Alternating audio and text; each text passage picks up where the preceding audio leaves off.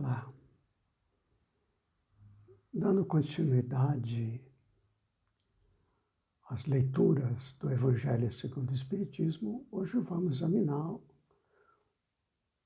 um elemento do capítulo 1, Não vim destruir a lei. Este capítulo, ele está dividido em 3 partes. As 3 revelações da lei de Deus, Moisés, o Cristo e o Espiritismo, a aliança da ciência e da religião e instruções dos Espíritos, que são textos comunicados por Espíritos através da mediunidade, referente ao tema do capítulo, Não vim destruir a lei. Vou colocar o foco, nesta oportunidade, apenas na questão do Moisés. Quando se fala de Moisés, imediatamente nos vem à mente os 10 mandamentos e a lei de talião, olho por olho, dente por dente, que é o que acontecia lá na época de Moisés. Então, esses 2 temas estão presentes na análise que devo comentar hoje. E para isso, eu vou examinar apenas o capítulo, apenas o primeiro mandamento. Dos 10 mandamentos, apenas o primeiro. Nós sabemos que os 3 primeiros mandamentos, dos 10 comumente conhecidos, não é? Desse texto que nós encontramos no Antigo Testamento, em Êxodo, capítulo 20, no versículo 5 e seguintes, e em outros locais também, Deuteronômio, nós encontramos esses mandamentos. Não nessa ordenação, primeiro, segundo, terceiro, mas isso, ao que parece, Santo Agostinho fez essa organização em 10 mandamentos, que é conhecido até hoje. Mas vamos examinar apenas o primeiro mandamento, dos 3 primeiros, que se referem à relação entre o homem e Deus. E os últimos 7 mandamentos se referem à relação entre o homem e o seu próximo. Nós vamos nos ater a uma análise rápida do primeiro mandamento. Eu vou ler o primeiro mandamento, depois a gente faz os comentários. Então diz assim: Eu sou o Senhor, vosso Deus, que vos tirei do Egito, da casa da servidão. Não tereis diante de mim outros deuses estrangeiros. Não fareis imagem esculpida, nem figura alguma do que está em cima do céu, nem embaixo na terra, nem do que quer que esteja nas águas sob a terra. Não os adorareis, e não lhes prestareis culto soberano, porque eu, o Senhor vosso Deus, sou Deus zeloso, que puno a iniquidade dos pais nos filhos, na 3ª e na 4ª gerações daqueles que me aborrecem. Eu uso de misericórdia até 1000 gerações daqueles que me amam e guardam os meus mandamentos. Tudo isso aí é o primeiro mandamento. Depois vem os demais mandamentos. Por que vou analisar esse primeiro? Porque a quantidade de informações, de conteúdos nesse primeiro mandamento é muito grande, né? Eu gostaria até de começar a análise aqui pela última parte desse primeiro mandamento. Vocês vão perceber por quê. Não os adorareis, né? Está falando de imagem esculpida, deuses estrangeiros. Não os adorareis e não lhes prestareis culto soberano, porque eu, o Senhor vosso Deus, sou Deus zeloso, que puno a iniquidade dos pais nos filhos, na 3ª e na 4ª gerações daqueles que me aborrecem. Eu uso de misericórdia até 1000 gerações daqueles que me amam e guardam os meus mandamentos. Olha que coisa notável.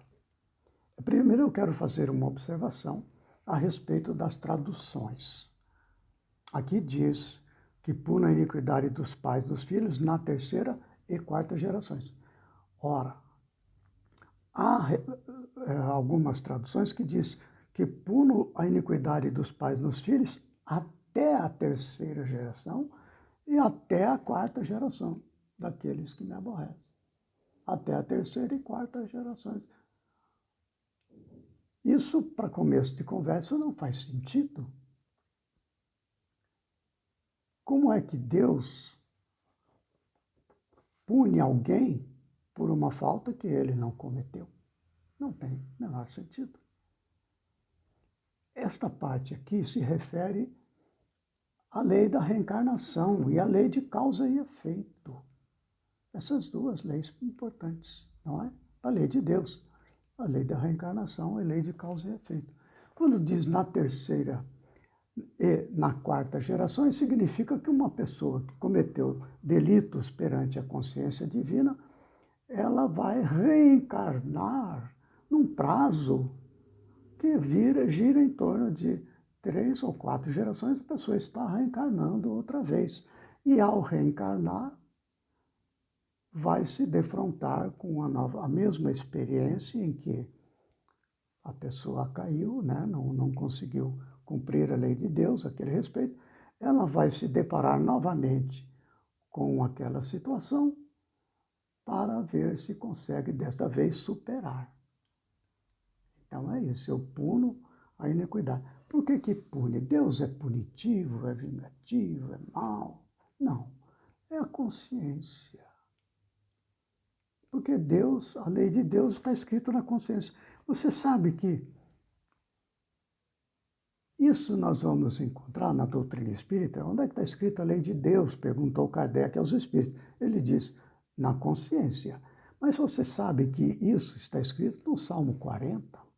Olha o que diz o Salmo 40, no versículo 8, a respeito desta questão. Olha só. Deleito-me em fazer a tua vontade. Dizendo Davi, não é? Para Deus. Deleito-me em fazer a tua vontade, ó meu Deus. Sim, a tua lei está dentro do meu coração. Então veja, se a lei de Deus está no nosso íntimo e nós infringimos alguma dessas leis, o nosso próprio íntimo vai nos condenar.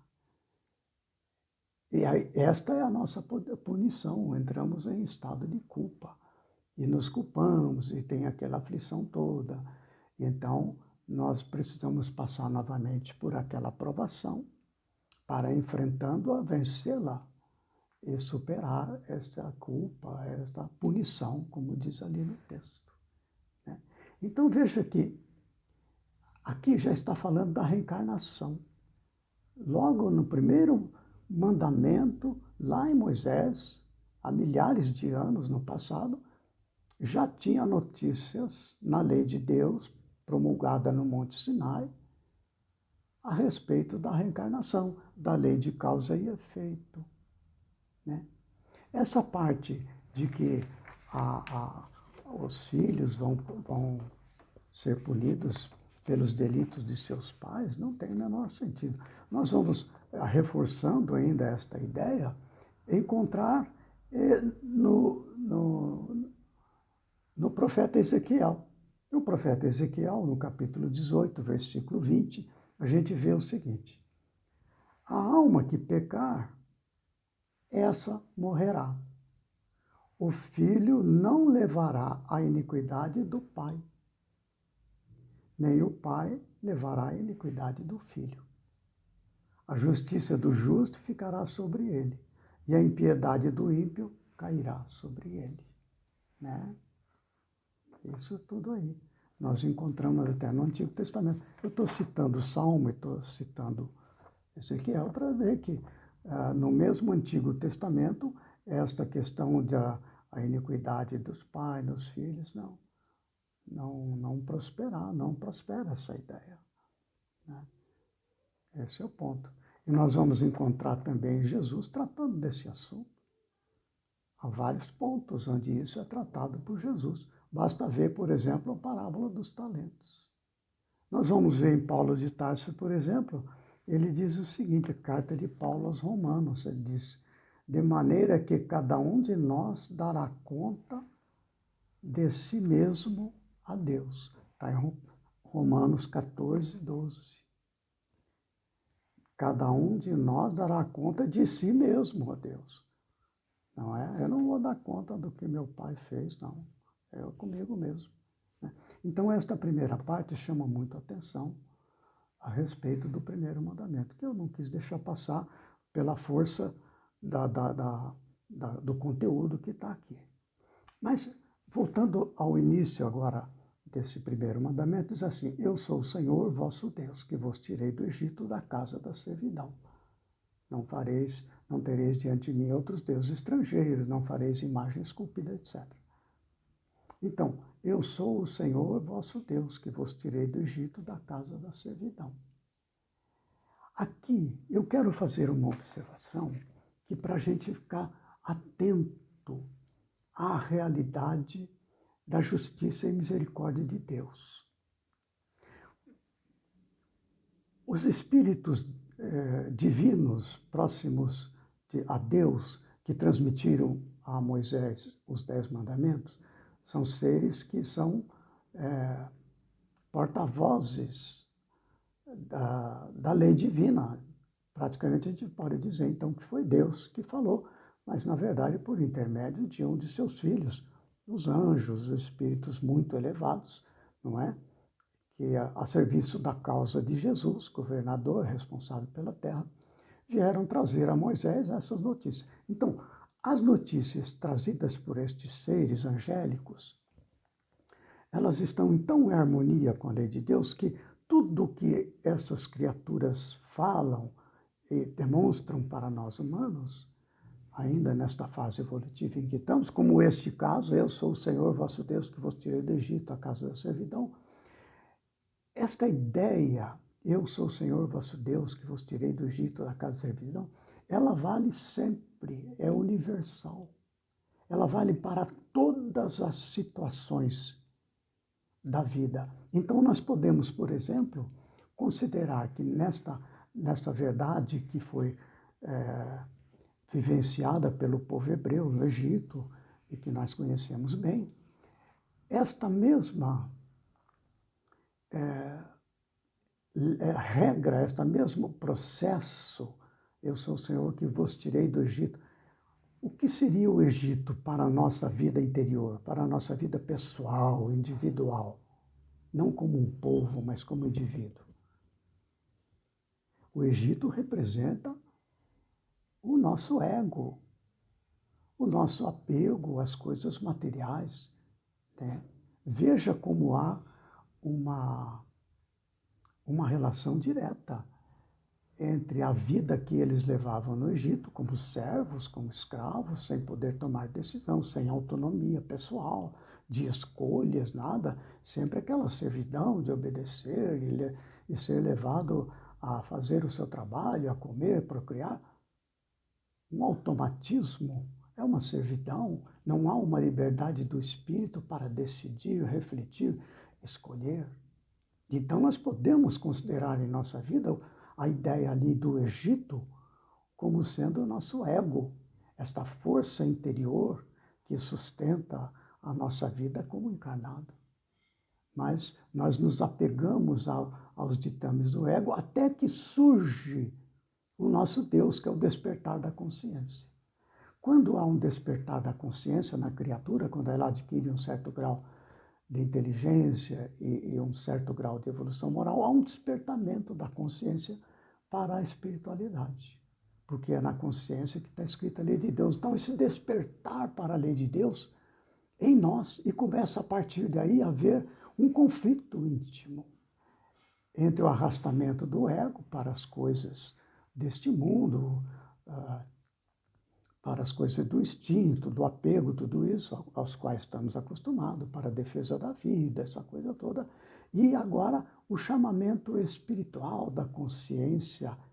Eu sou o Senhor vosso Deus que vos tirei do Egito. Então, o despertar da consciência nos tira desta servidão conforme a consciência vai se ampliando em nosso íntimo.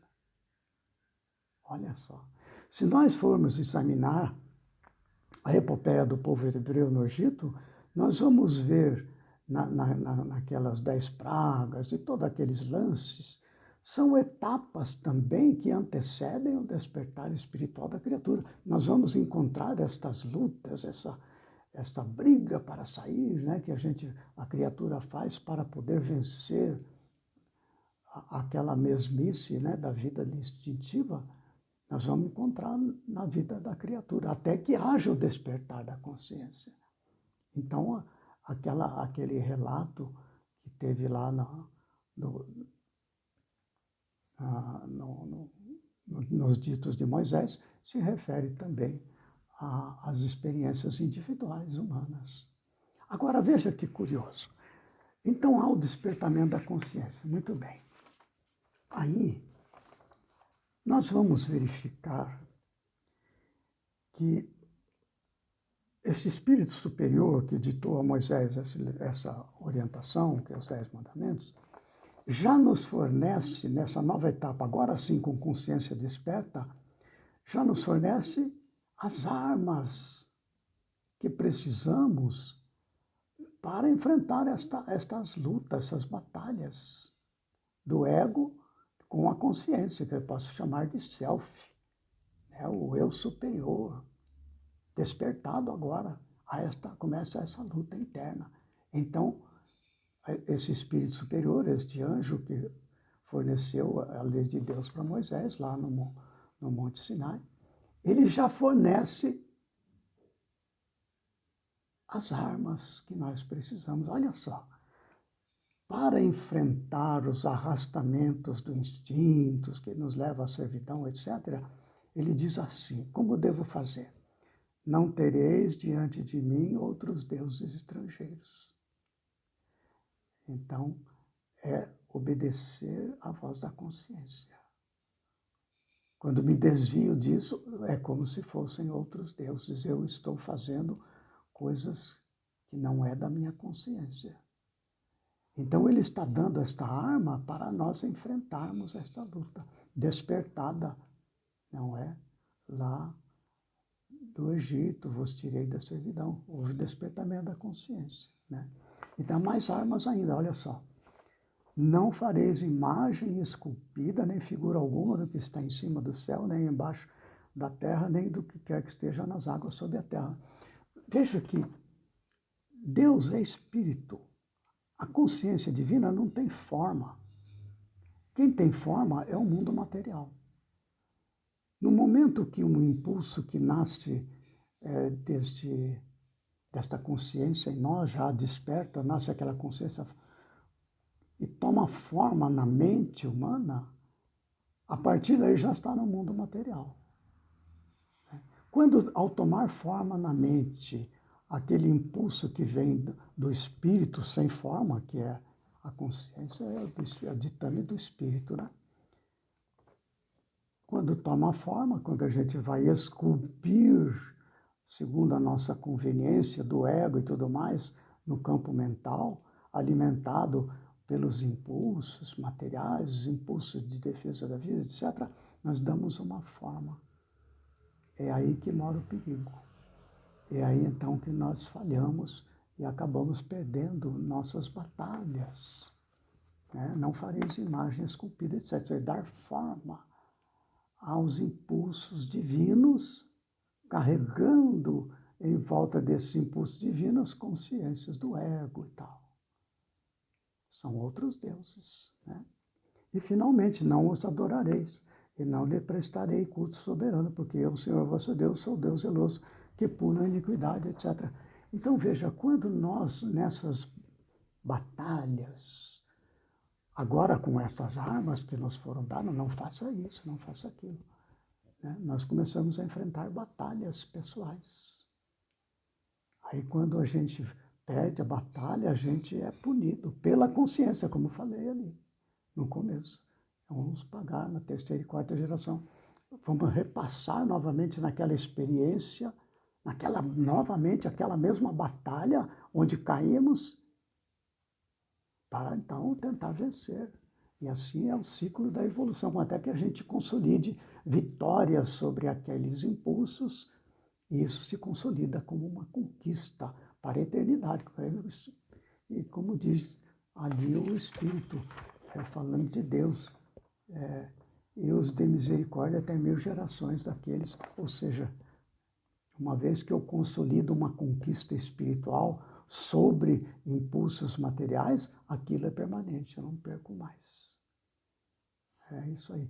E aí nós vamos verificar que nos demais mandamentos que aqui estão, são exatamente armas que o Espírito nos fornece para o enfrentamento deste combate, para que não voltemos à servidão, nos livremos completamente da servidão da casa do Egito, da casa da servidão. Não voltemos para o Egito, ou seja, não voltemos a ser subjugados pelos impulsos materiais animalizados.